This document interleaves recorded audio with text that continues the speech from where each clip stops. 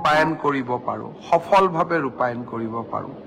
2 অক্টোবৰৰ পৰা আমি বসুন্ধৰা 3 আৰম্ভ কৰোঁ। নমস্কাৰ, পুনৰবাৰ সকলোকে ডিজি ইনফো আসাম চেনেললৈ স্বাগতম জনাই আজি আপোনালোকৰ কাৰণে অতি এটা ভাল খবৰ। মুখ্যমন্ত্ৰী হিমন্ত বিশ্ব শৰ্মা ডাঙৰীয়াই ঘোষণা কৰিলে বৃহৎ কেইটামান আঁচনিৰ কথা। আজি মুখ্যমন্ত্ৰী হিমন্ত বিশ্ব শৰ্মা ডাঙৰীয়াই ঘোষণা কৰিলে যে পুনৰবাৰ ষ্টাৰ্ট কৰিব বসুন্ধৰা 3.0, কাৰণ 2.0 যিসকল মানুহে ইতিমধ্যে আবেদন কৰিছিলে সেইসকল মানুহৰ যিসকল ৰিজেক্ট হৈ গৈছিল সেইসকল মানুহে পুনৰবাৰ বসুন্ধৰা 3.0 আবেদন কৰিব পাৰিব। তাৰ লগতে মুখ্যমন্ত্ৰী হিমন্ত বিশ্ব শৰ্মা ডাঙৰীয়াই ঘোষণা কৰিছে যিসকল মহিলাই ইতিমধ্যে অৰুণোদয় আঁচনি লাভ কৰা নাই সেইসকল মহিলাই এই অৰুণোদয় আঁচনি লাভ কৰিব পাৰিব। তাৰ লগতে মুখ্যমন্ত্ৰী হিমন্ত বিশ্ব শৰ্মা ডাঙৰীয়াই আৰু কি ঘোষণা কৰিছে, কি আঁচনি প্ৰদান কৰিব, সকলোখিনি ডিটেইলছ আজি জানিব পাৰিব এই ভিডিঅ'ৰ জৰিয়তে। গতিকে সকলোকে এটা ৰিকুৱেষ্ট থাকিল যাতে আপোনালোকে চেনেলটো ছাবস্ক্ৰাইব কৰি ভিডিঅ'টো লাইক আৰু শ্বেয়াৰ কৰি দিয়ে।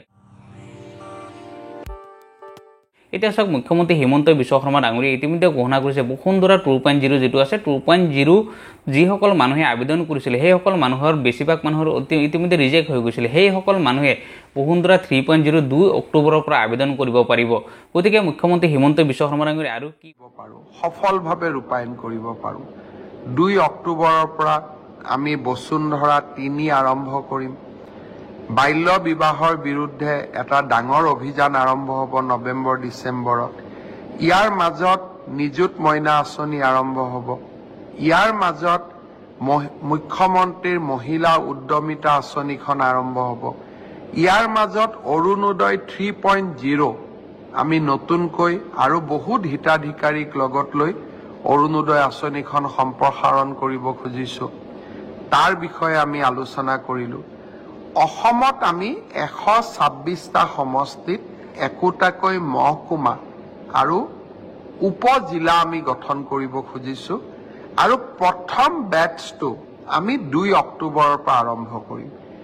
অসমৰ প্ৰত্যেকটো বিধানসভা সমষ্টিত কেনেকৈ আমি মহকুমা অথবা উপজিলা অৰ্থাৎ মহকুমা অব্লিক উপজিলা, মহকুমা বুলিও ক'ব পাৰোঁ, উপজিলা বুলিও ক'ব পাৰোঁ, আৰু এই মহকুমাসমূহত কি ক্ষমতা থাকিব তাৰ বিষয়েও আজি আমি জিলা উপায়ুক্ত সন্মিলনখনত দীঘলীয়াকৈ আলোচনা কৰিলোঁ। 50,000 নিযুক্তি হ'ব।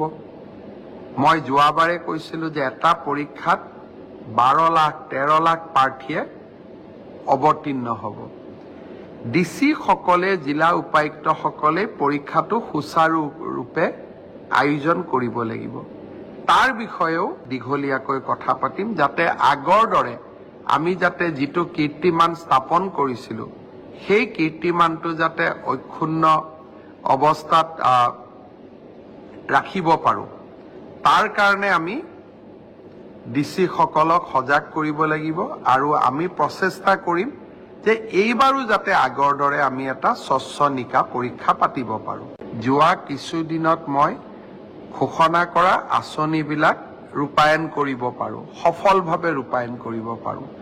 2 অক্টোবৰৰ পৰা আমি বসুন্ধৰা 3 আৰম্ভ কৰিম। বাল্য বিবাহৰ বিৰুদ্ধে এটা ডাঙৰ অভিযান আৰম্ভ হ'ব নৱেম্বৰ ডিচেম্বৰত। ইয়াৰ মাজত নিযুত মইনা আঁচনি আৰম্ভ হ'ব। ইয়াৰ মাজত মুখ্যমন্ত্ৰীৰ মহিলা উদ্যমিতা আঁচনিখন আৰম্ভ হ'ব।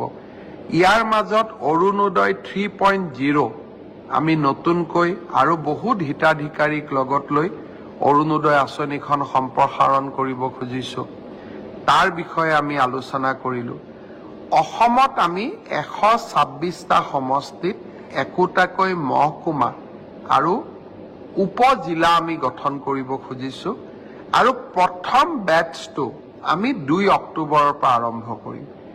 অসমৰ প্ৰত্যেকটো বিধানসভা সমষ্টিত কেনেকৈ আমি মহকুমা অথবা উপজিলা অৰ্থাৎ মহকুমা অব্লিক উপজিলা, মহকুমা বুলিও ক'ব পাৰোঁ, উপজিলা বুলিও ক'ব পাৰোঁ, আৰু এই মহকুমাসমূহত কি ক্ষমতা থাকিব তাৰ বিষয়েও আজি আমি জিলা উপায়ুক্ত সন্মিলনখনত দীঘলীয়াকৈ আলোচনা কৰিলোঁ।